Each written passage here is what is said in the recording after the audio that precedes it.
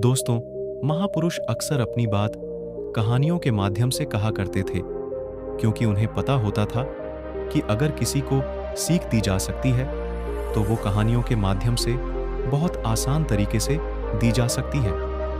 अगर ऐसे ही कोई ज्ञान की बात करता है तो आदमी उतना ध्यान लगाकर नहीं सुनता जितना कि कहानी में सुनता है। तो दोस्तों, ऐसी ही एक कहानी भगवान बुद्ध की मैं सुनाने वाला हूं, जिसे सुनकर आपका मन हर काम में लगने लग जाएगा।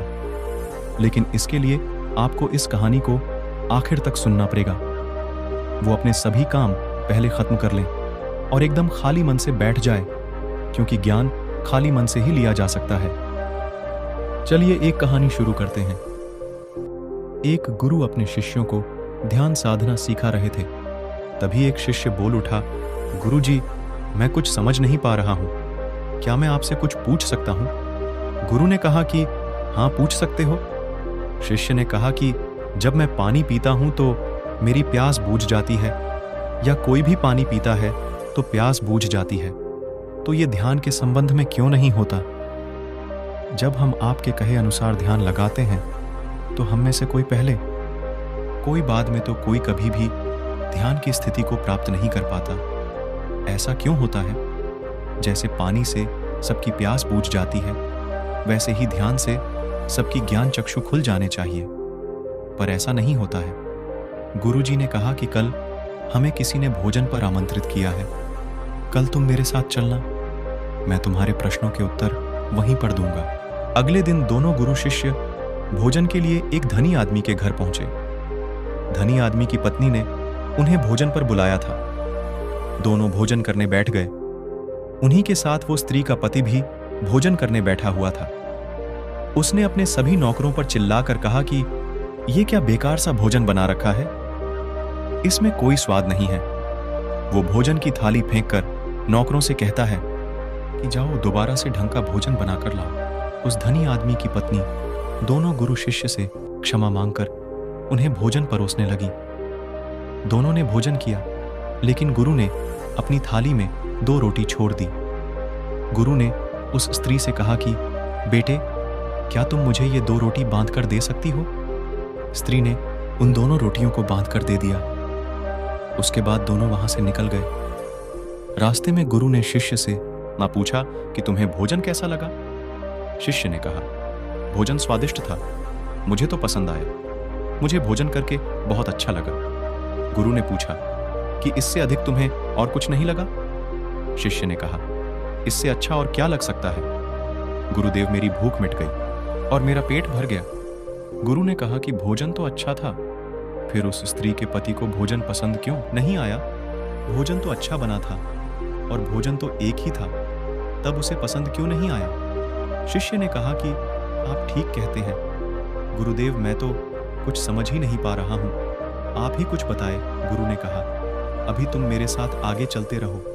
गुरु शिष्य चलते चलते बहुत दूर निकल आए। शिष्य ने गुरु से कहा, गुरुदेव, हम हमारे आश्रम के मार्ग पर तो नहीं आया, भोजन तो अच्छा बना था और भोजन तो एक ही था, तब उसे पसंद क्यों नहीं आया? शिष्य ने कहा कि आप ठीक कहते हैं गुरुदेव, मैं तो कुछ समझ ही नहीं पा रहा हूं, आप ही कुछ बताएं। गुरु ने कहा, अभी तुम मेरे साथ आगे चलते रहो। गुरु शिष्य चलते चलते बहुत दूर निकल आए। शिष्य ने गुरु से कहा, गुरुदेव, हम हमारे आश्रम के मार्ग पर तो नहीं हैं, फिर हम कहाँ जा रहे हैं? गुरु ने कहा, बस चलते रहो। बहुत दूर चलने के बाद एक फटेहाल आदमी गुरु के सामने आ गया और उनके चरणों में गिर गया और बोला, हे परमात्मा, मेरी मदद करो, मैं 3 दिन से भूखा हूं, मैंने कुछ नहीं खाया है, आप कृपया करके मुझे कुछ खाने को दे दें। गुरु ने उस आदमी को एक पैर के नीचे बैठाया और उन 2 रोटियों को निकालकर उसे दे दिया कि जो उस महिला ने उसे दी थी। रोटियों को देखते ही उस गरीब आदमी की आंखों में चमक आ गई। उसने तुरंत उन 2 रोटियों को खा लिया। खाते समय उस आदमी की आंखों से आंसू निकल आए।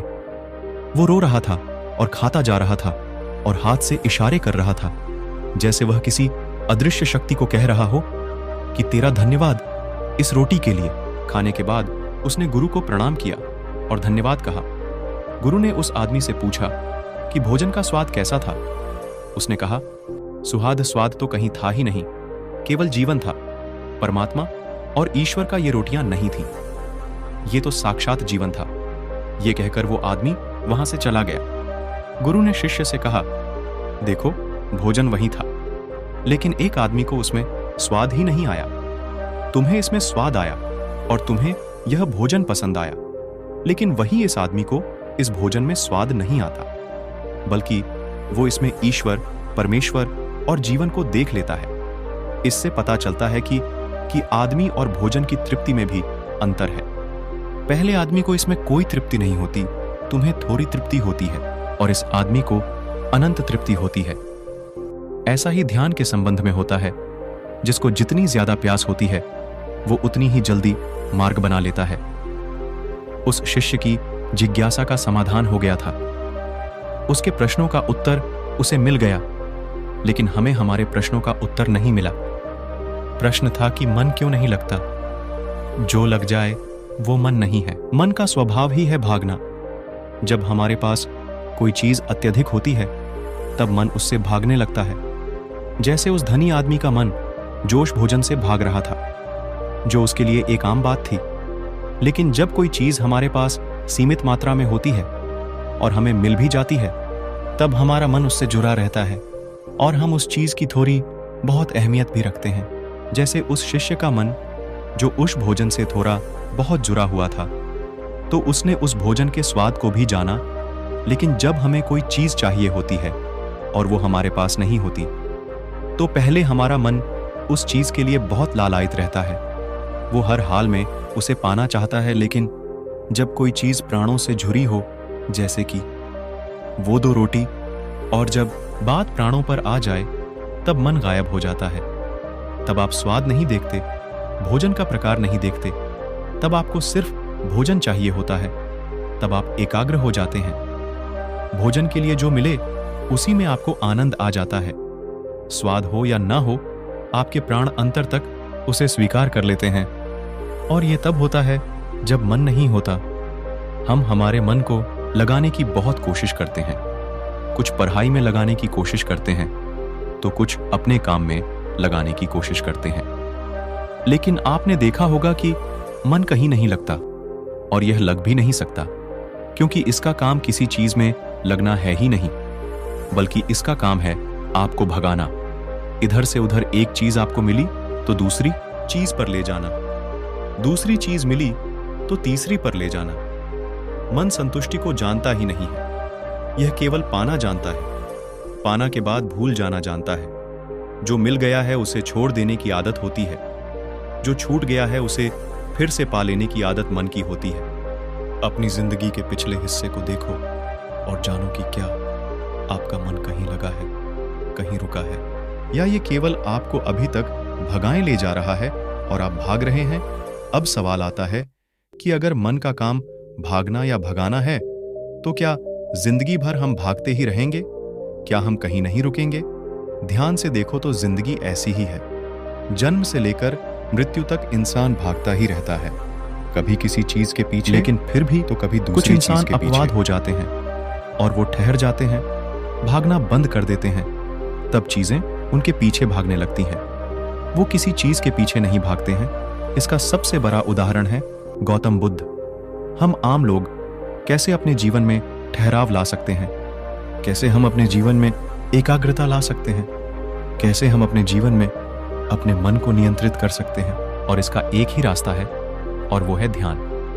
मन भागता है, ध्यान ठहराव लाता है। मन लालच देता है, ध्यान लालच को देखने की दृष्टि देता है। मन कहता है दूसरी चीज को पकड़ ले, ध्यान कहता है जो मिला है उसे तो जान ले। ध्यान एकाग्रता लाता है, लेकिन ध्यान को लेकर भी हम भ्रमित रहते हैं। ध्यान का मतलब आंखें बंद करके बैठ जाने को ही समझ लेते हैं। एक छोटी बच्ची बहुत अच्छी बांसुरी बजाती है, और जब बांसुरी बजाती है तब उसके सुर में खो जाती है। तब उसका मन गायब हो जाता है। उसके प्राण केवल उस बांसुरी की धुन में ही रह जाते हैं, और वहीं उसका ध्यान बन जाता है। लेकिन ऐसा इसलिए होता है क्योंकि इस लड़की को उस बांसुरी में रस आता है, आनंद आता है। यही उसकी प्रकृति है। वो वही कर जो वो कर सकती है जिसमें उसको आनंद आता है। एक अध्यापक है, जो अपने छात्रों को पढ़ाता है तो उसमें खो जाता है। वो अपने प्राणों से उसे बढ़ाने का आनंद लेता है, उसमें उसकी रुचि है, यही उसकी प्रकृति है। जब वो पढ़ा रहा होता है तब उसके मन में कोई हलचल नहीं होती। वो ना तो तब भूतकाल की सोचता है ना भविष्य काल की, वो केवल वर्तमान क्षण में रहता है और यही उसका ध्यान होता है। जो आदमी जो है, अगर वही पूरी तरह से होने लगे तो ध्यान स्वतः घटित होने लग जाएगा, वो एकाग्र होने लग जाएगा। लेकिन जब आदमी कुछ होने की कोशिश करता है तो उसका मन भाव भी होने लगता है, एकाग्रता टूट जाती है और तब हम भागते रहते हैं, सब कुछ पा लेते हैं, तब भी सोचते हैं कि कुछ रह गया है और ये अधूरापन कभी पूरा नहीं होता। क्योंकि जो आप हो सकते थे, जो आपकी प्रकृति थी, वो आप नहीं हुए, बाकी सब कुछ हो गए। ऐसे ही आप हमेशा अधूरे रह जाते हैं, तब मन कहीं नहीं लगता। मन की प्रकृति लगने की है ही नहीं, तो लग कैसे लगता है? जो लगता है वो एकाग्रता है, वो ध्यान है, और जहां आपको एकाग्रता मिल जाए, समझ लेना वही आपके लिए बना है, जिस पर चलकर आप संपूर्ण हो सकते हैं। तो दोस्तों, कैसी लगी आपको ये कहानी? कमेंट सेक्शन में जरूर बताएं। और हां, अगर अच्छी लगी तो इस वीडियो को लाइक कर दें और ऐसी ही ज्ञानवर्धक कहानियां और बातें सुनने के लिए हमारे चैनल को अभी सब्सक्राइब कर लें।